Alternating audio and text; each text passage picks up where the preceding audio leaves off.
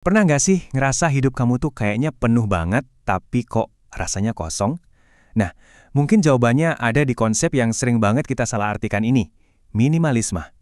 Hari ini, kita bakal bedah bareng-bareng apa sebenarnya inti dari gaya hidup ini, yang ternyata jauh lebih dari sekedar rumah serba putih. Oke, sekarang coba deh, pejamkan mata sebentar. Kalau saya bilang kata minimalisme, gambar apa yang pertama kali muncul di kepala? Coba jujur deh. Jangan-jangan yang kebayang tuh kayak gini kan? Tuh kan, bener. Ruangan serba putih yang super kosong atau lemari yang isinya cuma 3 kaos doang. Gambaran kayak gini tuh ada di mana-mana. Tapi kalau kita cuma berhenti di situ, kita bakal kehilangan esensinya, intisari dari minimalisme yang sebenarnya. Nah, ini dia kuncinya. Ini tuh sama sekali bukan soal kekurangan atau hidup menderita. Anggap aja kayak kita lagi ngebersihin kebun. Kita kan bukan nyabutin semua tanamannya, tapi kita nyabutin rumput liarnya supaya bunga yang indah punya ruang buat tumbuh. Yaitulah minimalisme, menciptakan ruang buat hal yang paling berarti. Oke, setelah kita singkirkan mitos-mitosnya, sekarang kita masuk ke jantungnya. Ada satu kata yang bakal mengubah cara kita memandang semuanya, kesengajaan.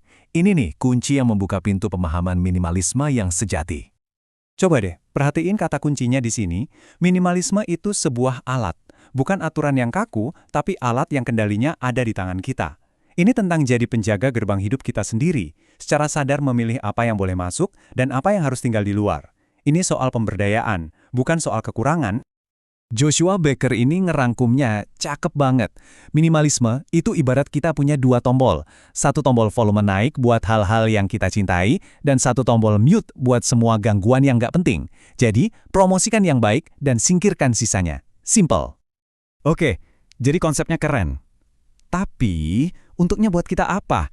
Yuk kita mulai dari dalam dulu ya, dari pikiran kita sendiri. Imbalan pertama, dan mungkin yang paling kuat dari minimalisme, pikiran yang jauh lebih jernih. Ini poin yang krusial banget. Otak kita itu kayak komputer yang non-stop nge-scan ke lingkungan sekitar. Setiap barang, bahkan tumpukan majalah lama di pojokan, itu ibarat tab yang kebuka di browser mental kita. Kalau kebanyakan tab gimana? Ya lemot, berisik, dan bikin pusing. Dan ini bukan cuma soal perasaan loh, ada buktinya secara ilmiah. Penelitian nunjukin kalau rumah yang berantakan itu bisa meningkatkan kortisol, si hormon stres. Coba bayangin juga deh, energi mental yang kita hemat setiap pagi cuma gara-gara nggak perlu milih dari 50 baju. Energi itu bisa kita pakai buat hal yang jauh lebih penting kan? Oke, pikiran udah lebih adem, sekarang kita lihat efeknya kedua hal yang paling kita butuhin di dunia nyata, waktu dan uang. Siap-siap ya, karena disinilah kebebasan itu mulai benar-benar terasa nyata. Coba deh pikirin lagi. Harga sebuah barang itu nggak berhenti pas kita di kasir. Barang itu terus nagih kita setiap hari. Kita bayar pakai waktu buat ngebersihin, uang buat ngerawat, dan energi buat mikirin barang itu. Setiap barang itu kayak langganan sumur hidup yang kita nggak sadar udah kita setujui. Coba kita lihat perbandingannya di tabel ini. Di satu sisi, kita punya biaya, utang, waktu yang habis buat beres-beres, dan rasa terikat. Di sisi lain, kita punya keuntungan, tabungan nambah, waktu buat hobi, dan kebebasan. Wah, kalau disandingin gini, pilihannya jadi jelas banget kan? Punya rumah rapi dan tabungan lebih banyak, itu emang hebat. Tapi, itu baru permukaannya aja. Sekarang kita masuk ke alasan kenapa minimalisme ini bisa mengubah hidup.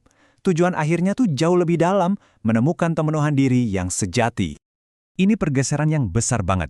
Kita berhenti numpukin barang buat versi ideal diri kita di masa depan, gitar yang nggak pernah dimainin, alat olahraga yang jadi gantungan baju. Sebaliknya, kita fokus sama siapa diri kita sekarang. Pertanyaannya berubah, dari apa lagi ya yang kurang, jadi apa yang udah cukup dan bisa aku syukuri saat ini. Terus gimana mulainya? Tenang, nggak usah ribet. Cukup 3 langkah simpel ini. Pertama, kurangin semua kebisingan. Kedua, temukan melodi hidup kamu, nilai-nilai utama kamu. Ketiga, dan ini yang paling penting, mainkan melodi itu dengan menyelaraskan semua tindakan kamu. Dan hasilnya, wah ini nggak ternilai harganya. Saat hidup kamu selaras dengan apa yang kamu yakini, kamu jadi lebih otentik. Kamu bakal ngerasain syukur yang lebih dalam. Dan di setiap interaksi, kamu akan benar-benar hadir. Sesuatu yang nggak bisa dibeli dengan uang sepeser pun. Jadi, intinya apa sih dari semua ini? Lupakan aturan-aturan kaku. Minimalisme ini bukan olimpiade siapa yang barangnya paling sedikit. Anggap aja ini sebagai kotak peralatan pribadi. Ambil alat yang kamu butuhkan untuk membangun versi kehidupan terbaik menurut versimu sendiri. Jadi saya mau tinggalkan satu pertanyaan ini untuk Anda renungkan. Kalau Anda membersihkan semua rumput liar dalam hidup Anda, baik fisik maupun mental, ruang kosong yang tercipta itu mau Anda isi dengan apa? Apa yang mau Anda tanam dan tumbuhkan di sana? Coba deh pikirkan.